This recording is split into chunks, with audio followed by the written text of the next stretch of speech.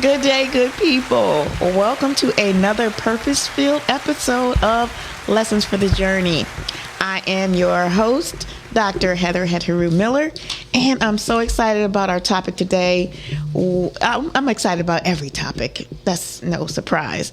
But I want to tell you a little bit about why we're here. What is the purpose of this particular podcast? What topics do we focus on, and what you can expect. So I'm going to go ahead and read through my script and get started for our day. So the purpose of this podcast is to share insights and information on women's wellness, understanding our whys, and the lessons that inspire us to take positive actions in our lives, our families, and our community. The topics that we focus on are women's wellness, which is our topic for today, seeing through a metaphysical lens, which is always the case, sharing spiritual insights, highlighting journey lessons, and building healthy relationships. Again, I'm your host, and I share this space with other engaging co-hosts on these inspiring topics every Friday at 12 p.m. for a transformative 1-hour experience on Podcastic Live and Facebook. You can also see us on my YouTube channel, Personal Change Coach, Dr. Heather Heteru. You will see the episodes there, and you'll also see some clips as well. Today in the studio, my co-host, Ma'at Sabah, is with us. Say hello, Ma'at. Hello. We will be joined by Mary Bayou, who is our subject matter expert in women's wellness and health. So she'll be joining us a little bit later. And some things that you can expect from this podcast. One, have pen and paper in hand. So if you journal and keep notes, this is a great time to add entries into your journal. So make sure you have a pen and paper all the way through this 1 hour time we're going to share. We offer deep, thought-provoking conversations on self-discovery and personal growth. Special guests, we're going to be on different locations at different events and polling people for their thoughts.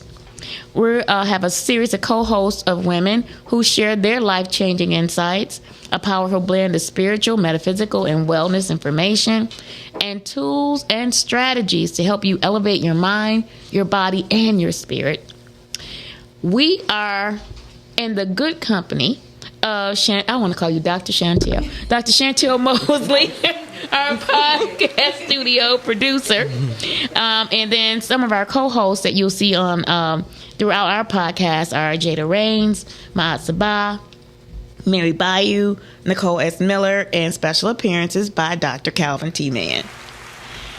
Our message for you is, if you're seeking clarity, personal empowerment, then this podcast is for you. So tune in, be engaged, and transform, because this is your journey as well as ours. So get inspired and evolve. Let's jump right into our topic today. I'm super excited about this, and I'm not sure if you have positioned yourself yet to hear what we're going to talk about today. But today we're talking about the spiritual significance of blood. And so we have a couple of different ways to look at this. We have what it looks like from the physical lens, what it looks like from the spiritual lens, but nonetheless, taking this time to focus just on this vital fluid that enlivens our bodies, because without it and without it moving and circulating through our bodies, we're really in trouble. And matter of fact, I think that is what shuts the body down. So be mindful of that and how important it is, not just in our everyday, but how important it truly is to our wellness, to our development, and to our lifestyle. So I want to talk a little bit about that, and we're going to look at that from the lens of two women's issues. One from fibroids, the other one is from anemia. And so before we jump into that, because that's a lot of information to share, we're going to start off with our question for the day. So Ma'at, our question for the day is, how do you overcome doubt and maintain faith on your spiritual path? How do you overcome doubt and maintain your faith on the spiritual path? How do I overcome doubt?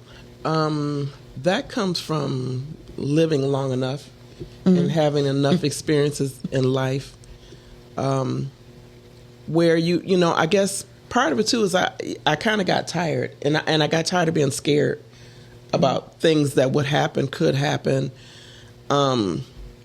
And then that helps to build the faith too, because I would look back and say that out of everything I've gone through it. And I'm on the other side. I'm stronger because of it. I learned a lot of lessons. So when I'm faced with another challenge, it's like, well, I've been through so many things already. I can get through this too. And, you know, a lot of people play games on their phones, and I'm guilty of that. I have a couple that I love. And, you know, when you play these games, at certain levels, it says hard or extra hard or super hard.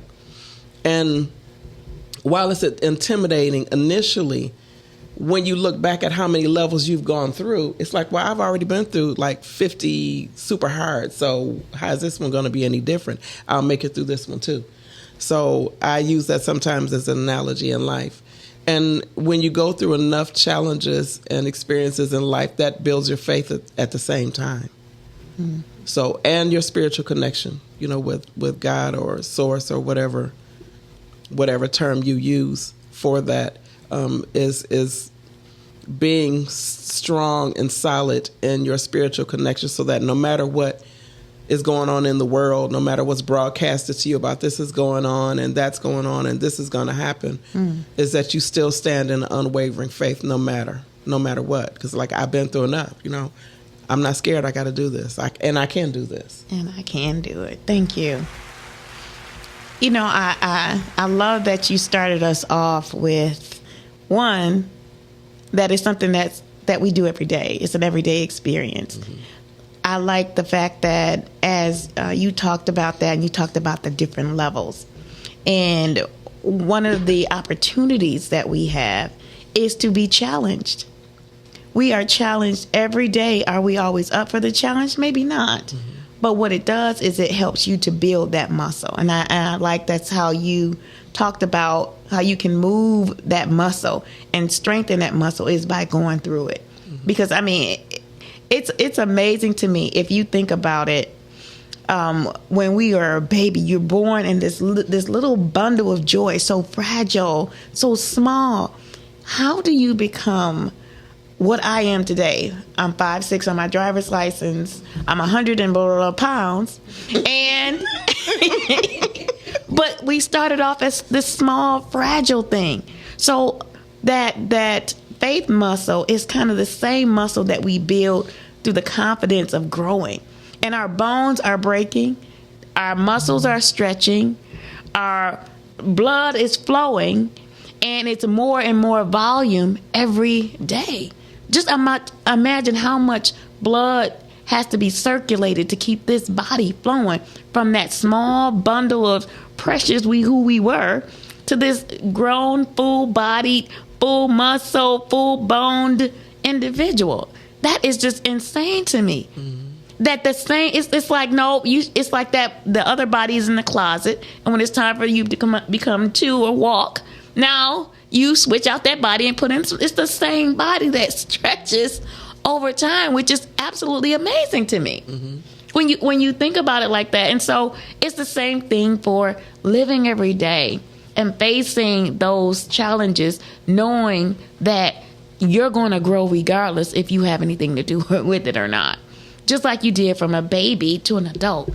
You didn't have anything to do with the fact that your body was growing from this small bundle of precious little me to this big body of who I am now. I mean, just the thought of that is so mind-blowing to me. And I think when we talk about faith, it really is that muscle. It is the assurance that you know that you're going to rise to the occasion.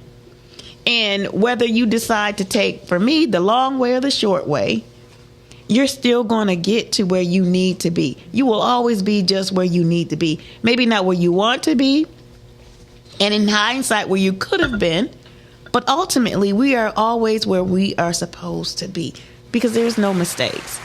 And so, I think that's a great way to kick off this whole conversation about the spiritual insights about blood.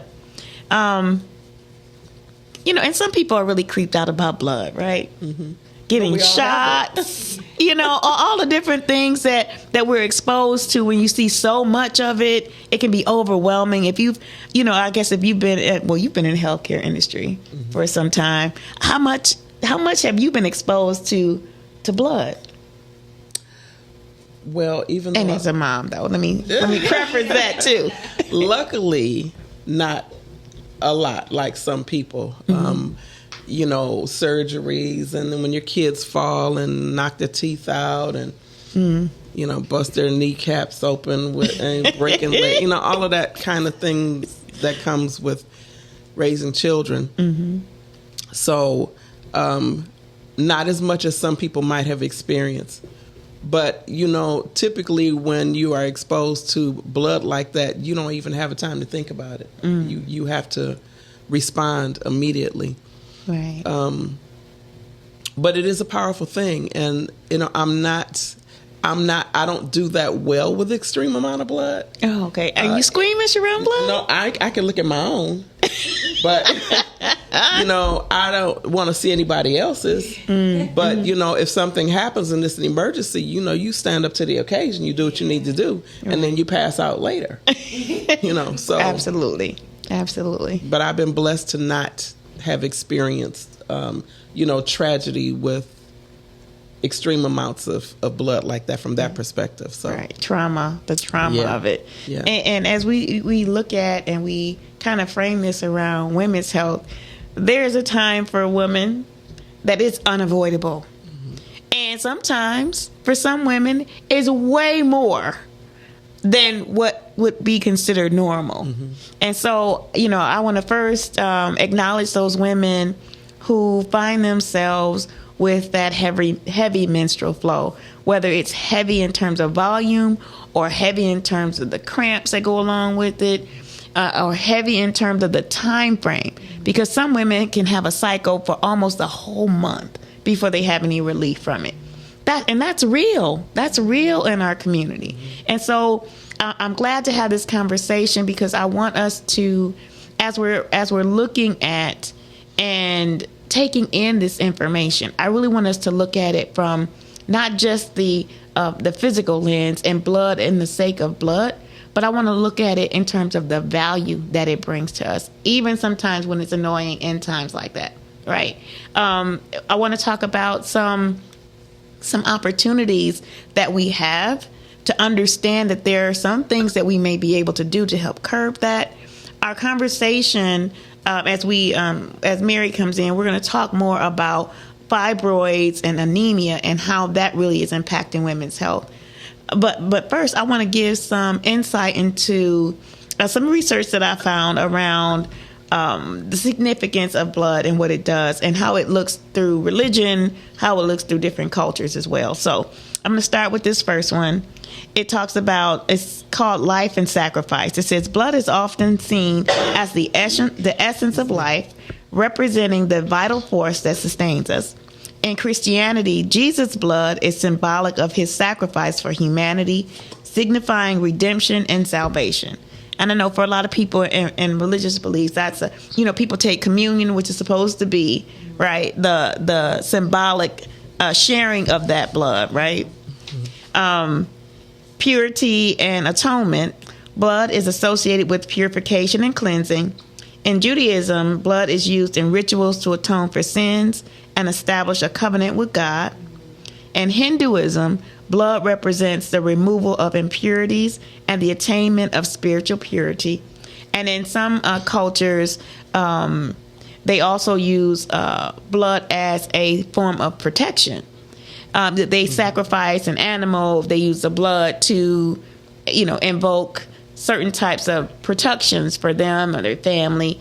And that's supposed to be an exchange. And so when we look at how blood is used in these two ways in particular, it expands. I think it expands us on the value and appreciation of it and how it can be used for different cultures and for different ways. So the next one is connection and unity.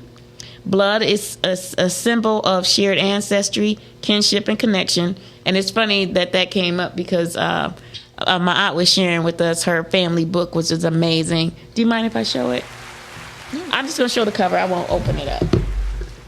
But when you talk about the bloodline, the family bloodline, being able to, I hope you can see that. They put together a real book for their family. Something which is a treasure because it's something that can withstand the test of time, but it can still tell your story. And when we think about blood in terms of kinship, identifying who's a part of that kinship by blood is really significant to our history. And it also shows how it is connected to generations. So blood is also connected to generations. And as family, we are always grafting in new people in our family. So they become a part of that bloodline without being necessarily having the same blood. So, it says in tribal cultures, blood rituals often solidify bonds between members of a community. And I know when I was younger, I had a blood sister, so we both pricked our finger and pressed it together. We're friends, we're sisters for life. I kept my end, let me just say that. Blood also represents power and authority. In some traditions, blood is associated with power and authority. In ancient Egypt, pharaohs were believed to have divine blood, granting them power over their subjects. Transformation and renewal. Blood can symbolize the shedding of old skin, the rebirth of a new self, or a spiritual transformation. In Buddhism, blood represents the cycle of rebirth and the impermanence of life. And lastly, it's a caution and warning. In some cultures, blood is viewed with caution and fear. In Islam, consuming blood is forbidden as it is seen as a sign of violence and impurity. What's your thoughts on that? Any of those strike a chord with you, my aunt?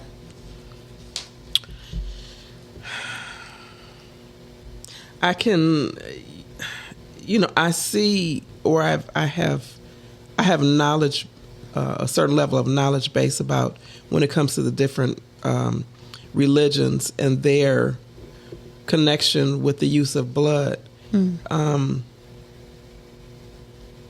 I don't know where the actual origins came from. Even if you research their religion, it's like, why do you choose the blood and the consumption of blood? In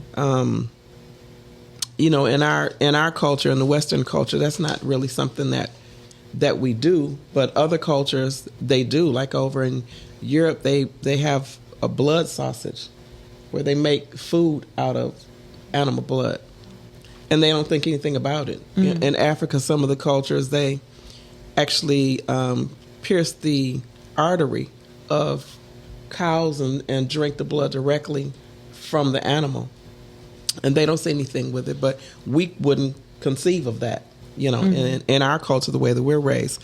So even though we might not understand or agree with certain cultures, that's their culture. That's not the way we were raised. But you have to respect other people's cultures and their beliefs, because their beliefs are just like yours. They're entitled to that.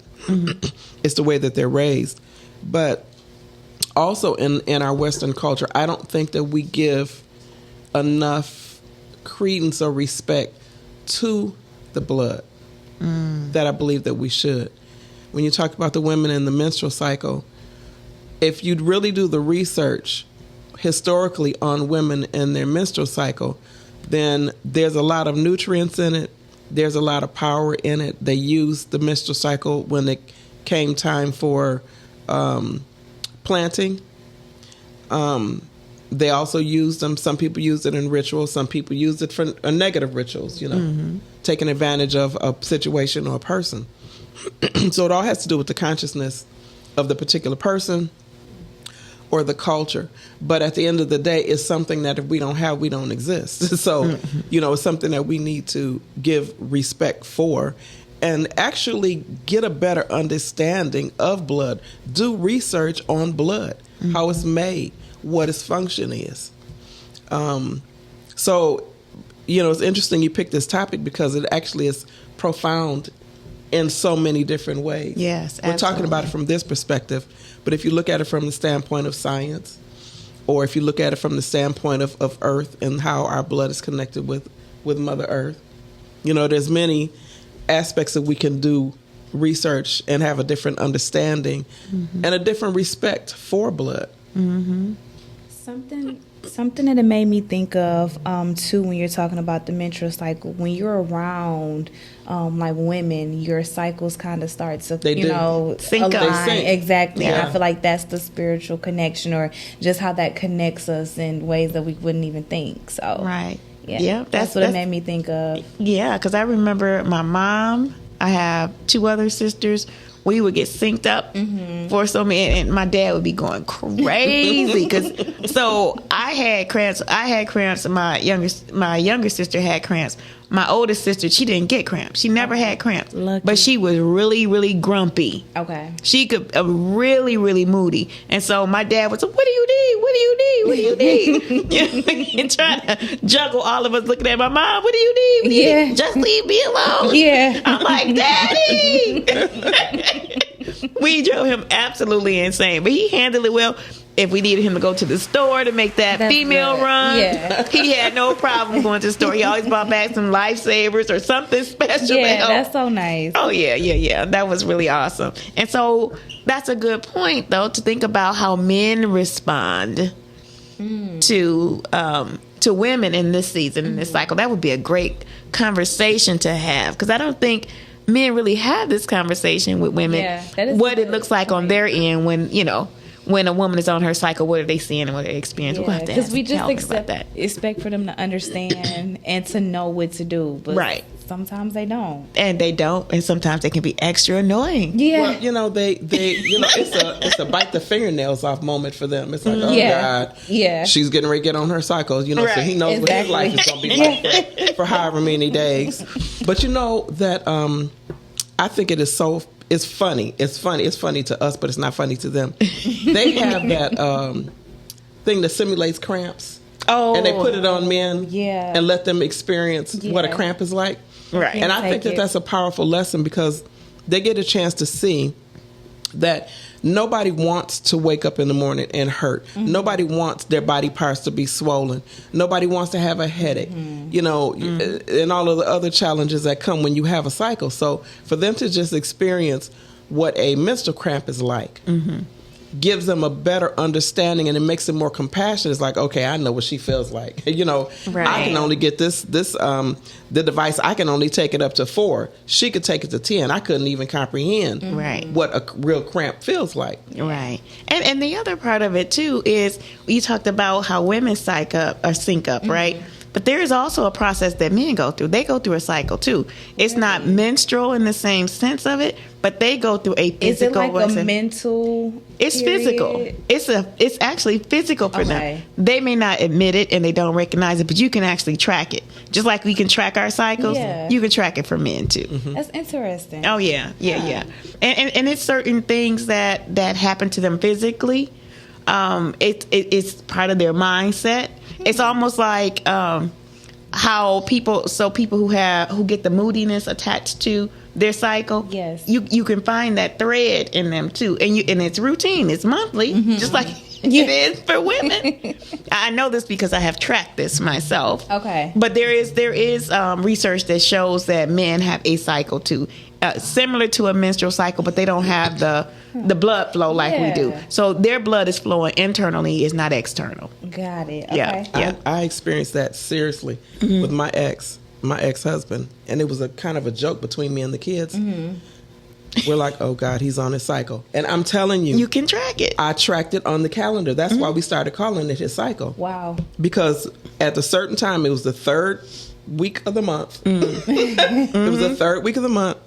And for a couple of days, it would just be like, okay, everybody, tiptoe on cotton, stay in your room. Yeah. Do not give him a reason to go berserk, because that's what's going to happen. Right, for Yes. sure. Yeah. And I mean, it's real. And I think, maybe that's God's way of kind of giving us a little balance, so that you, but a lot of them don't recognize it as their cycle and are offended. I don't have a cycle. Yeah. Like, no, you are psycho. Yeah, because they associate that with feminine, but it doesn't always have to be. Right. It has some masculine energy too. Absolutely. That's hilarious. I'm so glad you brought that up. So the other conversation that we're going to have is really looking at this from a spiritual and energetic space. So I do want to talk about some of the challenges of women in our menstrual cycle. So one of the things that I've learned is that, and this is for Sister Tabitha, if you're out there, she also promotes natural sanitary napkins. Mm-hmm. And the sanitary napkin was actually created by a Black woman. Nice. Yep. So that's a part of our history too. And so the difference is that's happened right now, and this is part of an extension of our flow. We're going to actually have her on here to talk about that. Part of the reason is that there's a lot of chemicals and tampons and sanitary napkins, and the things that we don't know have been put in those what we use as part of our our monthly supports.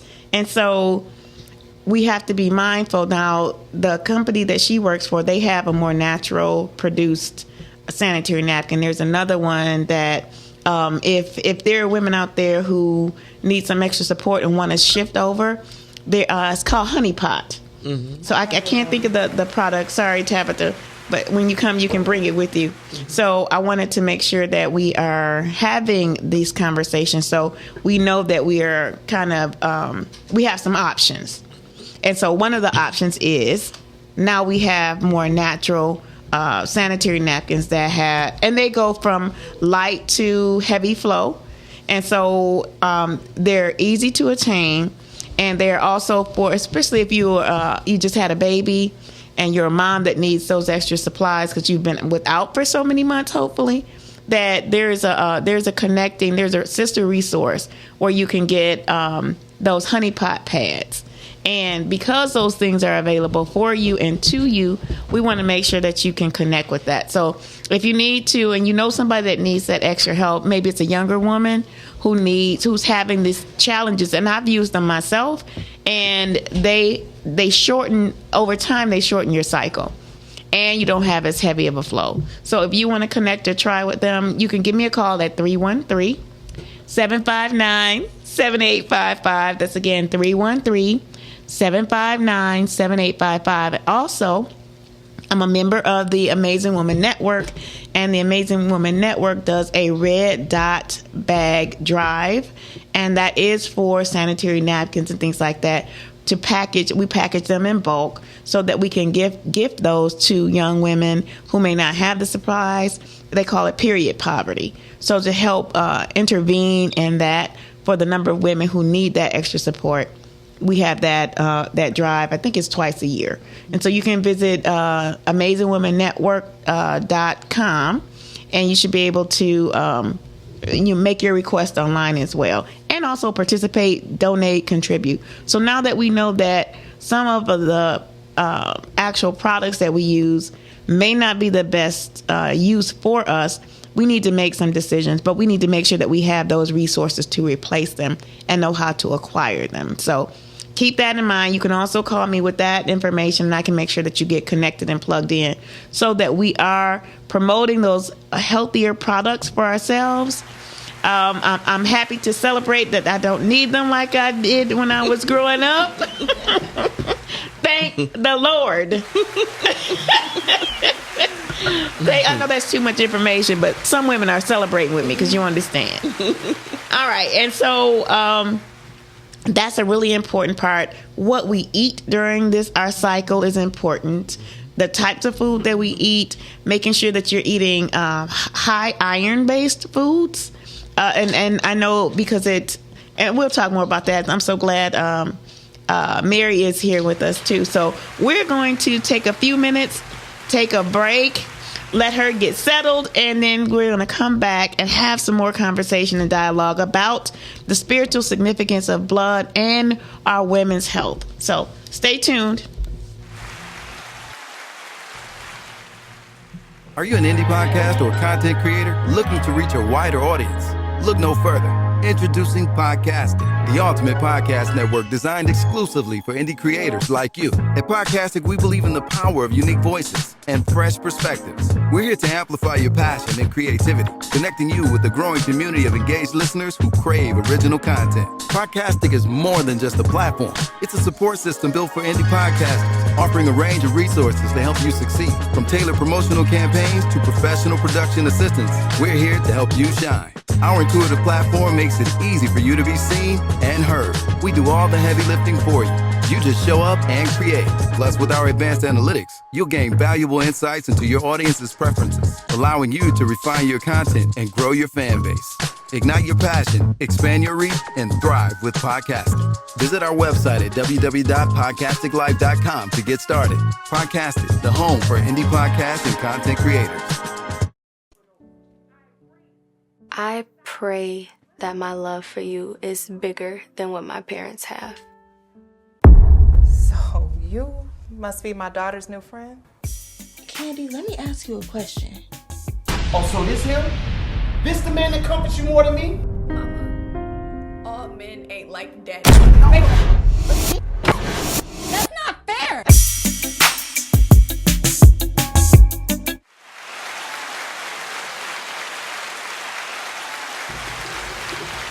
Well, thank you. Thank you for giving us a moment to regroup and welcome in Mary Bayou, who is a physician assistant. And she's such a unique, eclectic person. Her background, I'm excited about it because she covers so many areas of health and wellness for people in general, but we have her focusing on women.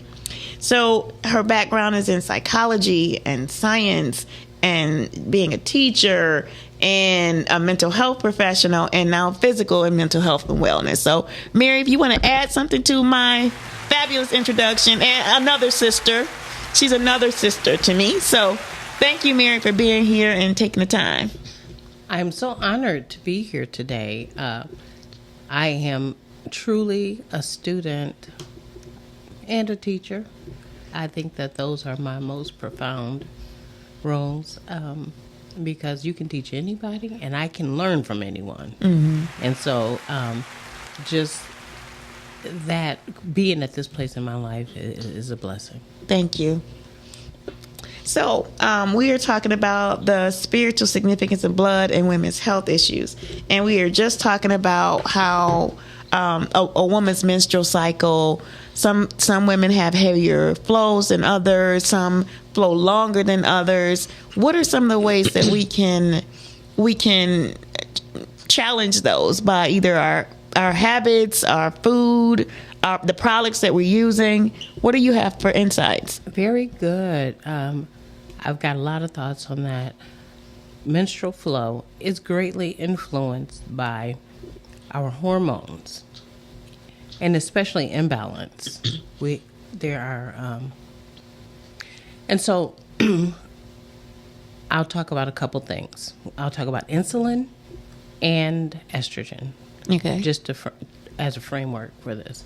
So first of all, insulin, when we are in a hyper insulin environment, our body, we are our body is constantly laying on layers of adipose tissue, which is fat. Okay. And our fat tissue creates more estrogen. Our ovaries produce estrogen, but estrogen also gets converted in our fatty tissues. Mm-hmm. And so it puts us in a environment, our body in an environment. We think of our body as an environment. And I mean, matter of fact, you could think about your body as a universe. Okay. Because I like that. Yeah. Because every cell within, if you think about it, every cell within your body is an individual entity. So we have trillions of cells in our body. Mm-hmm. And they're all responding to this insulin. And so what the insulin brings on, like I said, it puts us in a hyper estrogen environment, or what we call estrogen dominance, okay? And so what estrogen dominance does for us, there are theories and in mainstream medicine, estrogen dominance is responsible for some cancers. Estrogen dominance is also one of the leading reasons for anemia. Well, let me get back. Let me cut back. Not quite anemia first. Estrogen dominance is responsible for heavy, irregular flow, menstrual flow. I won't call them periods because they aren't truly periods. This is what happens. So people think that every time that they bleed, it's a period. It is not. There's a thing called anovulatory bleeding. What that means is bleeding without ovulation. True ovulation, a true period, occurs when you have ovulated. Oh, okay. Yeah. And so anovulatory bleeding happens when this happens. Our uterus lining keeps growing beyond the normal ovulation period. Okay, so let's say you have a period. You shed that lining. But you're in an estrogen dominant situation, and so the lining of your uterus keeps growing. Okay, it keeps growing, keeps laying down thick, and then what happens is there's a certain blood supply that your uterus provides to that uterine lining. Okay, so after your uterine lining gets so thick, it outgrows its support. It can't support it anymore, and then it sloughs off. Okay. Okay, and that happens in between periods. It elongates periods. It can kind of happen all at the same time, and so you never know truly when you're ovulating because you're always growing this lining and sloughing it off at will once your body can't support that anymore. Okay, so and so what happens? You're bleeding all the time or prolonged periods of time, and and so you become anemic because you are having your body is in this environment where you're in a, like I said, estrogen dominant situation. And so you're growing all this uterine lining, like I said, and then you're sloughing it off, and then it just keeps going, and it just keeps going. And you like leaving the water on, it sounds like. Yeah, exactly. Very much like that. Very much like that. And so some people will say, oh, I bleed for 2 or 3 weeks at a time, and then before you know it, I'm having another period. Yeah, I have to remind, I'll say, reframe it. That's not a period.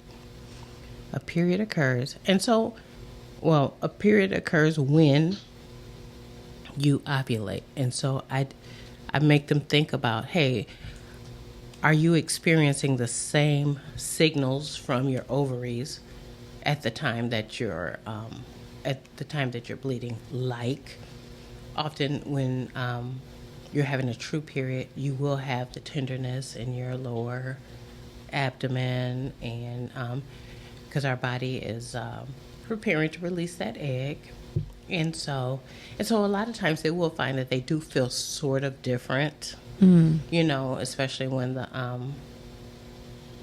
in the period of the anovulatory bleeding versus regular ovulation. So, like I said, that puts us in a situation where when this occurs over many months, 2 years, there are many women who have the situation where they're like, well, I'm always bleeding, or I'm always anemic, or they always say that I'm anemic. And so I challenge that. I say anemia is not anything to leap. It is not common. It is, as much as you have heard of it a lot, it is not a state of health. You are not in a regular state of health when you are anemic, because anemia, people think, oh, it's no big deal. I'm always anemic. I challenge it. Well, do you know that anemia leads to heart disease? Anemia leads to end organ damage. So you can have damage to other organs, because guess what? Anemia is what? Anemia is the inability for your blood to carry the appropriate oxygen for different reasons. You could have, there could be a problem with your hemoglobin, and you need a special protein that creates hemoglobin. And hemoglobin is the thing that oxygen attaches to and is delivered to your cells throughout your body. And so if you have a diminished ability to deliver that oxygen, then to all the body parts that you have, I'm talking about your pancreas, your liver, your eyes, your arm, just whatever, you will. But I want to, I'll say stay specific to the organs. If your organs are not getting the oxygen that they need, they struggle. And they cannot do what they are meant to do for you, to keep you in a state of health. I guess I never really thought about it like that. I never thought about how anemia affected anything. I know that because that has been my situation for some time. And so I just offset it with the iron pills and try to, have more green leafy, vegetables and things like that. I try to manage it with my diet. Sure. And has that, if you don't mind asking, has that been effective for you? Has it put that anemia in remission? So I'm not sure about remission. What I know that happens is that it was always more. It was more prominent for me during my cycle, and what I started to do was started to have a better sense of control over my diet during that time. So I know, like a week before, a week after, I have to really strengthen myself, my body for that time. And then I feel the difference. And it affects it. Well, it did. It affected my cycle, how long or how heavy. Right. And when I understood, because I wouldn't take it before, because iron makes you constipated. The type I was taking, it did. Let's talk about that. Okay, let's do you that. Mind if I use your pen? Because I walked out of, didn't bring, it just kind of helped me to get my concept. So let's talk about anemia treatments and what they do to you. Okay? So you said iron constipates you. Yeah, sure it does. Because when I took the iron pills, not the food. Yeah, those pills are not optimal for the treatment of anemia. They are a pharmaceutical fix, but they are not the optimal treatment. So let me explain. So they do slow down your GI. The absorption isn't great. A lot of times, your provider who prescribed you iron pills, or you could have picked them up yourself, did they ever tell you to take it with vitamin C? No. That improves the absorption. Oh. I mean, now I need a pen. Okay. No. Go ahead. No. This is recorded. So okay, so vitamin C. How does vitamin C help support that? Well, it's a metabolic pathway in the body that creates vitamin C. Kind of unlocks the potential in the iron, and so that's the way that works. Okay. So now this is the thing. Oftentimes for seriously anemic, now I've had patients who were seriously anemic. I mean, hemoglobin all the way down to 7. What's average? It should be. I don't want to get these mixed up. Hemoglobin versus hematocrit. I think hemoglobin is somewhere between 10 and 12. Okay. So 7 is low. Okay. And that was, and so generally, like that gentleman, what we did was we started him 3 times the dose with vitamin C, and then as we could see it building, we kind of cut it back because it is extremely constipating. So, question. Sure. What would the average dosage of the vitamin C be to help to enhance the iron absorption? To be honest, I would say if you are that anemic, and I'm not a great person with dosages for that, but I do know that oftentimes I will instruct patients. Now I want to be honest. I do not necessarily endorsed iron pills, and I'll explain why.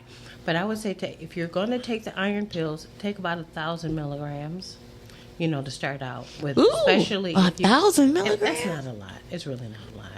If you get it, like if you were the first, I'm not a conventional practitioner. And I believe if you're going after a problem, get after it. That's right. Okay. So I would say 1,000 milligrams. And I'm kind of controversial with certain, my thing is, why suffer? The longer you play with this, the more damage could be done, So, okay. So I say if you're going to take the iron pills, make sure you're taking vitamin C with it. So, and now I do have my preferred way to treat anemia is by consuming animal products. And why is that? There's a type of iron in animal products. It's called heme, Heme. It is the most easily and readily absorbed and iron for the body, is integrated, doesn't cause constipation, and it's a natural source. And so for people who don't like to eat animal products, there are other plant-based, plant-based options, which I would definitely say, try those, but without, stirring any controversy, because sometimes you can't even talk about meat. Mm-hmm. Meat is the thing that cures anemia. Wow. Okay? So people can do what they want to do, but I am telling you what works. Okay. So, now, there's a lot of talk about, you can take spinach or you can eat this or that. So that is true. There is an issue with consuming some plants for the purpose of fixing metabolic issues. And don't get me wrong, I believe in them. However, we have to remember, people, let me get to this. So the difference between a human and an animal ingesting, people say, well, there are animals that only eat plants and they're healthy, big, and strong. I said, you are not those animals. Yes, we are animals, but their digestive system is created differently. Mm-hmm.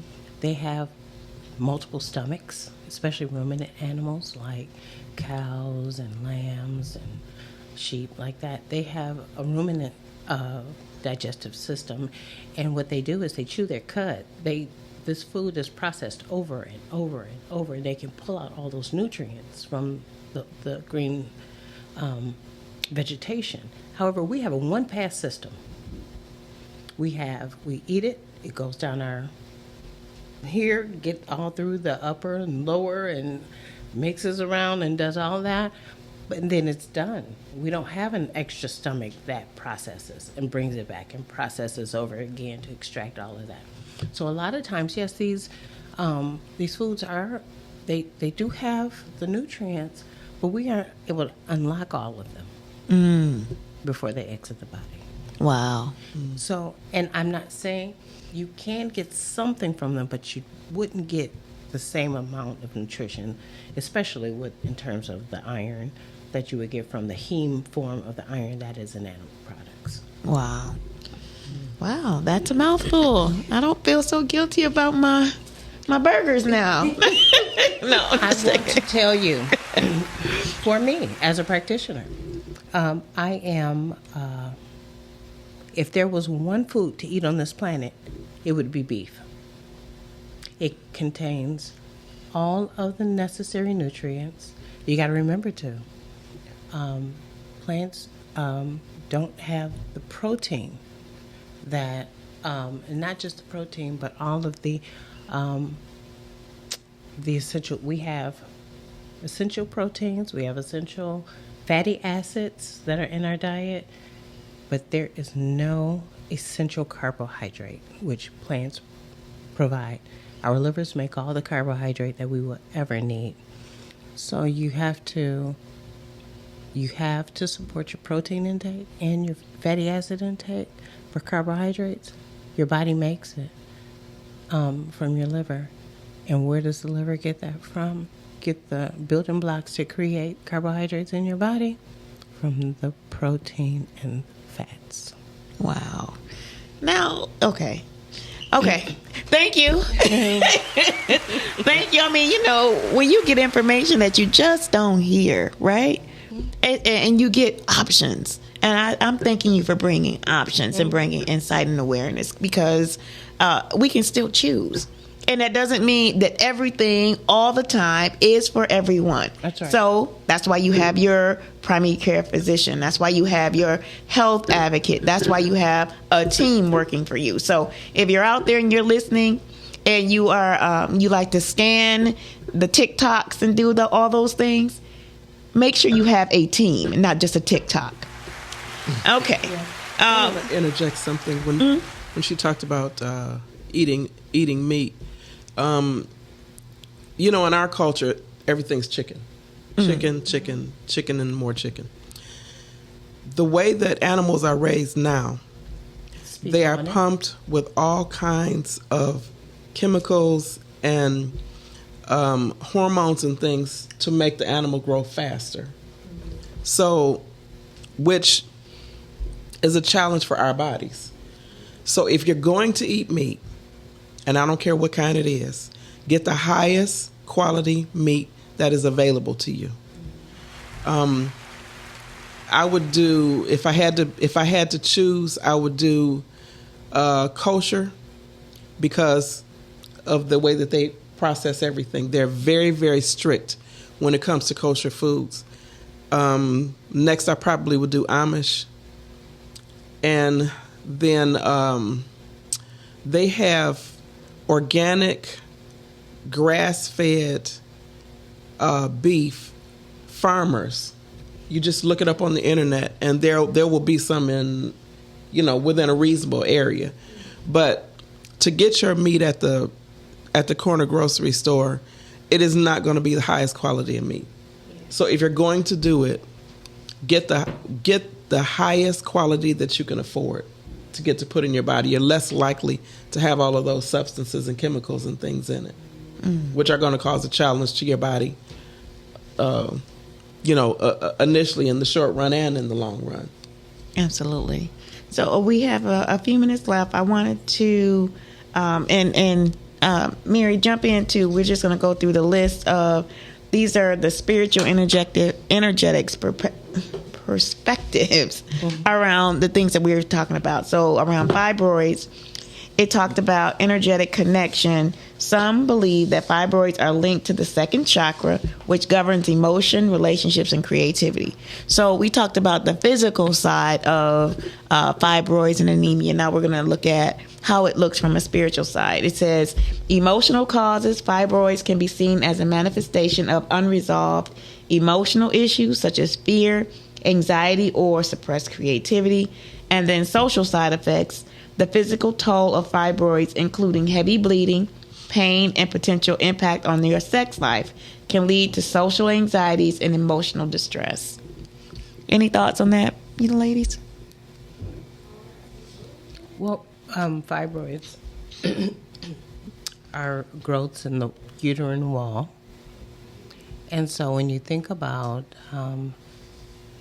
what the uterus is used for, it brings forth life.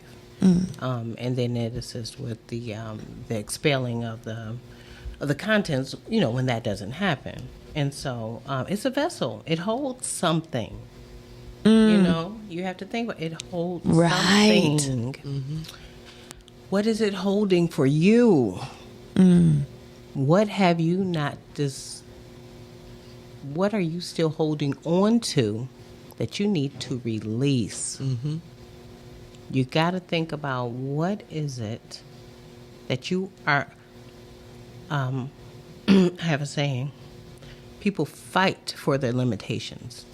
They want to hold on. Oh, I could never do that, or I could never forgive this, or I could never. People fight to hold on to the junk. Mm-hmm. And once you start to deal with what is happening in your life, like I say, your limitations, the things that are keeping you from going to the next level, you're going to hold on to it. And it's going to stay there. Wow. Thank you. Maud, any thoughts on that? Well, the fibroids hold the blood. We talked about the blood earlier. Mm-hmm. And so you have a collection of toxicity that you're holding on to. So spiritually speaking, as she's shared, is evaluate what's going on in your world that you're not releasing. You're holding on to toxicity.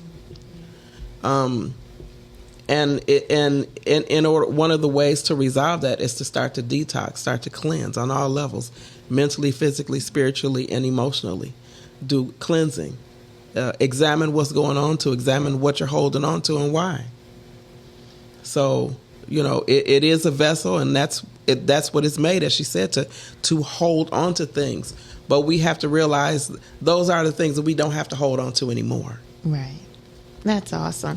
And if you need support with that, you can go to my YouTube page, Heather Hederu Miller, and look for Heather Hederu Miller, personal change coach, and look for some clips that I have on there on the process of change and broken trust. Though it's some tools to help you navigate that, to identify what it might be, look into that deeper. If it is related to you, utilize those tools to help yourself heal. You can heal. Woman, heal thyself. Mm-hmm. Heal thyself. And so it's just some steps and tools on how to do it. Some people don't know, well, I don't know what it is, or I'm not sure if it's this or that. Those clips will help you navigate that process. Again, that's my YouTube page. It is Broken Trust, and it is the process of change. It'll help you navigate through there too. So as we have to close, I'm going to skip down to spiritual significance. The last information I kind of want to share is the opportunity for healing, which we just talked about. Self-compassion, allowing yourself to go through your process, making you a priority. Sometimes we hold on to something and we'll take the blame. Well, it really wasn't their fault. I shouldn't have. All of that. Give yourself some grace. We give other people grace all the time. Give yourself some grace and make you a priority through this process that my aunt shared around the detox, that Mary shared around releasing. Give yourself some grace and make you the priority. So this is for our sisters who experience the fibroids, who experience the heavy bleeding, who experience all these things. We're giving you our lessons for your journey and your elevation. So don't let these things keep you from living the fullness of your life. This is our journey together, and we need you to be a part of this. We need the healthy version of you. Your daughters need the healthy version of you. Your mate need the healthy versions of you. And we can do it together. And so you're not alone. You're not the only one. No, none of that. We are here to share because we have shared this space. And so I'm going to ask Mary to share, how can people reach out to you? I do have an email. Okay. That I can't recall. Well, we'll cycle back and we'll make sure we put it in the message. Yeah, that's fine. Yeah, okay. But people can reach out to me via that email. And are you on social media? I am on social media. It's real homespun. It's just, Facebook. I am on Facebook. I'm Elizabeth Mary. And I'm on Instagram. I don't do much on there. So a lot of... not a big social media presence. Okay. But I am happy. I will share the my email address with you, and happy to take questions. Okay. And so you can call me directly to help get to Mary. Maud, how do we reach you? Okay, my website is relationshipfirstaid.com. Facebook and Instagram, same thing, relationshipfirstaid.com. Email address, relationshipfirstaid@yahoo.com. Keeping it really simple. Is that simple, really? Yeah. Okay, and for me, you can reach me at yourinspiredjourney.com. That's yourinspiredjourney.com. And please feel free to call me. I would appreciate a call over a DM, which is a direct message. Mm-hmm. Okay, direct message. Yes, please call me at 313-759-7855. And I just really want you to be excited about your journey. Be excited about receiving new information. Be excited about you're not the only one. Be excited that we as women are taking this journey together. So as we're elevating, we also have to look at what's happening below the waterline, right? What's happening in the things that we're not talking about and we're not sharing. And it's okay that you're not necessarily sharing those things publicly, but you should have a tribe that help you navigate this journey as well. People you trust, people who lift you up and help you keep your frequency high. The women in this room with me keep my frequency high. We hug, we uplift each other with our words, we encourage one another. We keep our frequency above 68 megahertz. That's just the average adult. That's where we start our day. We have to stay above that because below that is where discomforts, diseases occupy that space. And so our word to you is there's a spiritual significance to your blood. One that you have it flowing through your veins right now means that you're a vital part of our interconnectedness. We need you. We need you to take this journey. We need you to know that you're not alone. So until next time, every Friday, we are here at Lessons for the Journey on Facebook podcast, but you can also catch the missing episodes on my YouTube page. And you can also go back to Podcastic and scroll through the many shows that are available to you and find us there. So looking forward to seeing you next week with another exciting topic. Remember to evolve. Remember to take the journey and stay clear. Thank you.